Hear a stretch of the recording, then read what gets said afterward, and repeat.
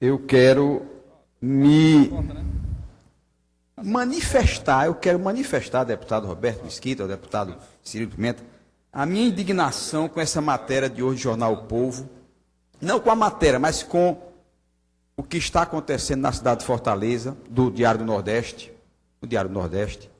que é o Hospital Frotinha de Antônio Bezerra com a pediatria fechada por falta de colegas médicos, que o quadro da prefeitura tem deixado ao longo dos anos chegar a esse limite de a necessidade de ser de 18, nós estarmos com 9 profissionais na pediatria. Então, é insustentável uma emergência médica ter um número quase 100 médicos para exercer a atividade dentro de uma emergência. Olhe, nós sabemos que a população carente do nosso estado, e Fortaleza não é diferente, precisa em 90% do atendimento nos hospitais públicos, porque apenas 10, 11% tem plano de saúde. 10, 11% tem um plano de saúde. A totalidade quase da população precisa desses serviços. E a Prefeitura de Fortaleza, a gestão da prefeita Luiziane Lins, deixa que o hospital caia nesta tragédia, que é a impossibilidade de atender as pessoas carentes que procuram aquele hospital. É uma matéria de extrema gravidade, que denota que a administração municipal tem falhas profundas, porque esses 3 itens, educação, saúde e segurança, são essenciais. Na administração pública municipal, se reduz a educação e saúde. E na saúde há de se melhorar muito, porque nós estamos diante de dificuldades profundas que quem sofre, o apenado, é o cidadão mais carente que procura os nossos hospitais periféricos, Frotinhas, Gonzaguinhas. Portanto, eu quero aqui deixar a minha indignação, deputado Manuel Duca da Silveira, senhores deputados e deputadas. O meu pronunciamento será ainda o escândalo dos banheiros. Mas antes de entrar nessa matéria, eu quero responder de pronto ao meu prezado colega e amigo deputado Perbuari, que me cobrou, e eu não tiro isso como insulto, eu tiro isso como um pedido de transparência do nosso comportamento. E fui entrevistado há poucos instantes pelo jornal Diário do Nordeste acerca deste assunto trazido aqui pelo deputado Perbuari, que se trata do presidente do meu partido, meu amigo, deputado federal André Figueiredo, e negócios que empresas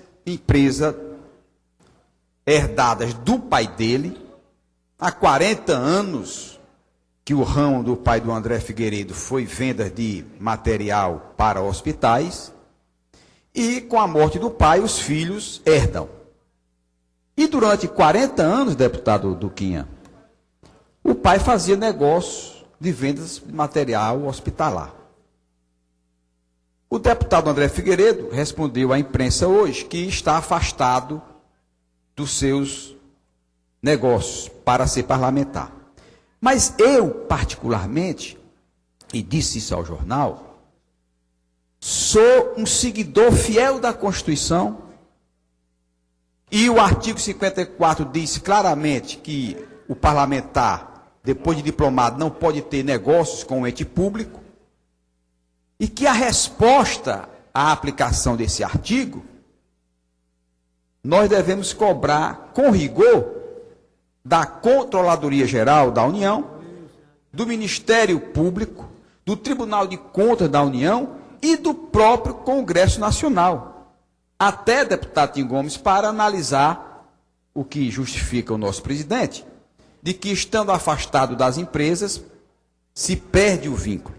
Portanto, eu faço essa ponderação até para que nós todos meditemos, porque tem casos e casos. Se o negócio na família faz com a empresa há 40 anos, com este ramo, aí de repente, por alguém ser deputado, fica suspenso, é para se meditar. Eu, particularmente, acho que o que está posto na Constituição tem que afastar. O que está posto na Constituição tem que afastar. Portanto, eram essas ponderações. Fazer juízo de valor, se o presidente do meu partido está envolvido em alguma coisa que o tenha favorecido, se teve tráfico de influência, eu só poderia me manifestar se adentrasse ao processo. Saber o que o Tribunal de Contas apurou, saber o que o Ministério Público Federal apurou, para poder fazer aqui um juízo de valor e manifestar a minha posição de maneira muito transparente, cristalina, porque eu não faço favor constitucional a ninguém. Nem faço a mim e nem a ninguém.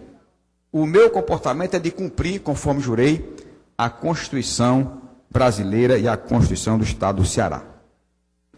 Senhor presidente, eu ouvi o deputado Theo Menezes se posicionar aqui hoje na tribuna, dando as suas explicações, na sua visão, acerca do caso dos banheiros liberados para construção pela Secretaria das Cidades, em convênios com pessoas ligadas ao conselheiro Teodorico Menezes, que é pai do deputado.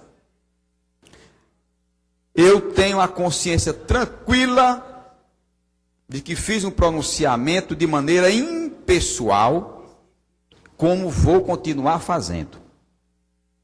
Eu em nenhum momento levantei aqui a suspeita de nomes. Disse muito claramente para que o Estado do Ceará pudesse entender o meu sentimento. Existe uma linha imaginária entre todos nós sabemos, que o presidente do tribunal, com a influência que teve no tribunal, exercendo muitas vezes influência sobre outros conselheiros, fez favores ao governador do estado, arquivando denúncias de minha autoria, arquivando denúncias de autoria outras, sendo agradável ao governador. E disse que o governador estava pagando favores, retribuindo favores. E o deputado Roberto Mesquita, mais inteligente do que eu, disse que era um aliciamento político praticado pelo chefe do Poder do Executivo junto àquela corte. Eu tomei para mim essa expressão, porque achei inteligente e muito mais bem posta do que o favor político prestado pelo chefe do Executivo. Na linha imaginária de todos nós, eu particularmente sei que a utilização desses recursos, não tendo sido para a construção dos banheiros, aliás, dos kits sanitários, não é banheiro, é kit sanitário, é aparelho para o cidadão pobre ter a dignidade mínima de defecar dentro de 4 paredes e não no mato como os bichos, como os animais.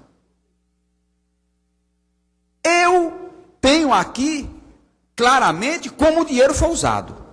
Eu não tenho, dentro da minha verdade, eu sei exatamente como foi utilizado, mas me resguardo, em respeito às pessoas, de fazer primeiro uma investigação, para no final dizer, com provas, como foi feita a utilização desses recursos. Eu não tenho dúvida de que o caminho mais apropriado para se investigar é a Comissão Parlamentar de Inquérito. E que se eu fosse o deputado Theo Menezes, depois do seu pronunciamento feito aqui na tribuna, olha, e eu tenho pelo Theo extrema simpatia, gosto do Theo Menezes, acho uma pessoa leve, delicada, afável, receptiva, tenho convivência com ele aqui já há 8 anos.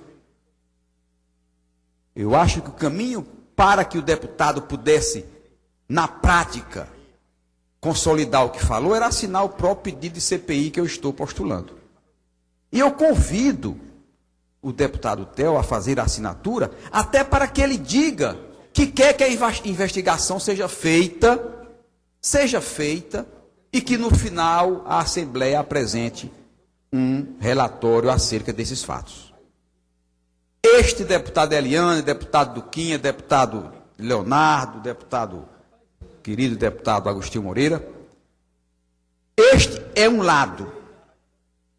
O outro lado, que aí é a origem de tudo, e que a CPI, de maneira muito imparcial, faria a devida investigação, sem tratar de nomes. O outro lado desta história é tratar do nascedouro dela, do berço dela, que é a conduta do Poder Executivo do Estado do Ceará. O Poder Executivo do Ceará está no mesmo patamar de envolvimento que tem o presidente do Tribunal de Contas do Estado do Ceará. Os indícios são os mesmos. Não venham aqui, e eu estou com o jornal, e não trouxe, está ali o jornal O Povo, querer agora solucionar o problema como se fosse sanar o problema, dizer que uma senha poderia ter sido utilizada por alguém, ter liberado os recursos para a facilitação da má utilização desses recursos para a construção desses banheiros. O Estado do Ceará, o governo do Estado do Ceará, patenteou a sua desídia, o seu desleixo, a sua incúria nesse processo. O governo do Ceará não foi capaz de zelar pelo que é público. Aqui eu faço a pergunta e dirijo especificamente ao senhor governador do Estado. Se o governador do Estado, com o perfil de honestidade que tem, com o bom gerente que foi da Prefeitura de Sobral, como um dos maiores prefeitos do Brasil, dizendo aos quatro cantos do mundo, não é do Ceará, do mundo, que é honesto, que é sério, que é transparente, por qual motivo o governo do Ceará não equipa, não respeita, não prestigia a Controladoria Geral do Estado, que é o primeiro órgão a fazer o controle dos atos de governo através do controle interno? O governo do Ceará, o executivo do Ceará, tem apostado na fragilidade dessa controladoria, que tem apenas 29 auditores para controlar um orçamento de 18 bilhões de reais. Quando o deputado Eliane Novaes, o governo, o executivo, o chefe do executivo, desprestigia a sua controladoria interna, não dar a ela instrumentos para que ela possa fazer a devida fiscalização do que é público, o governador não está honrando aquilo que é para todos nós uma verdade. A sua conduta criteriosa, a sua conduta honesta, a sua conduta de respeitar o que é público, porque ele não se municia de um instrumento constitucional legal para lhe oferecer a melhor ajuda, o controle interno do Estado. Deputado Ed Landim, o Brasil é, na escala de demérito, o 70º país a perceber corrupção no mundo, em 186 países fiscalizados. Veja bem, o 70º lugar. O primeiro lugar, deputado Paulo Facó, em zelo com o que é público e não ter corrupção, está lá. Chama-se Finlândia. Segundo lugar, Nova Zelândia. Terceiro lugar, Austrália. Quarto lugar, Holanda. E aí vem. Aí lá na posição 70ª, de 186 países, o Brasil está classificado. Ou seja, um país essencialmente corrupto.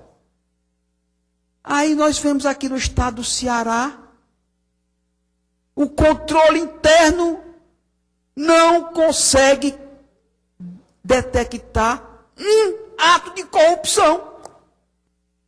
O controle externo não consegue detectar um ato de corrupção. O poder fiscalizador, chamado Assembleia Legislativa, não consegue detectar uma corrupção em um Estado membro de um país que é conhecido no mundo inteiro como um país essencialmente corrupto. Vou dar um exemplo prático de como as coisas funcionam. Todos devem se lembrar. Na legislatura passada, o chefe, o presidente da Comissão de Fiscalização e Controle, era o deputado Sávio Pontes, prefeito de Ipu, envolvido agora nessas denúncias comprovadas de corrupção e desvio de dinheiro público na construção de kit sanitário. Essa comissão de fiscalização se reuniu 6 vezes no ano. A comissão de fiscalização da Assembleia, na legislatura passada, se reuniu 6 vezes no ano, quando ela é obrigada a se reunir 4 vezes por mês. Mas a força que o governador tem numa base de sustentação, que acredita no governador, dá a condição, não dá a condição, o controle externo, de fazer a devida fiscalização de todos os atos de governo, que não é favor fiscalizar esses atos de governo, é obrigação. Então, o principal ponto para que eu possa aqui manifestar ao prezado deputado Theo Menezes é que a investigação que eu estou propondo é uma investigação impessoal.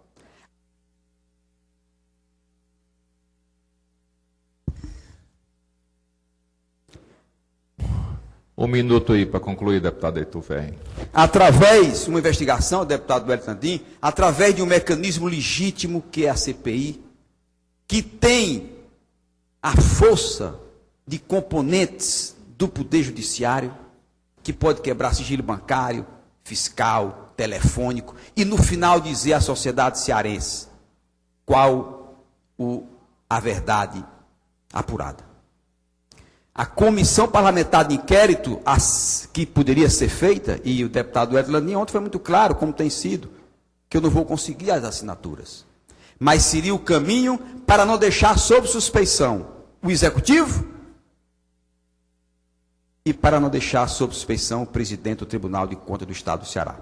Porque sob essa suspeição, eu não acredito que ele possa retornar à corte e não acredito que os conselheiros permitam isto. Porque é inaceitável que, sob suspeição, o presidente de uma corte volte a presidir ou a fazer parte dessa corte.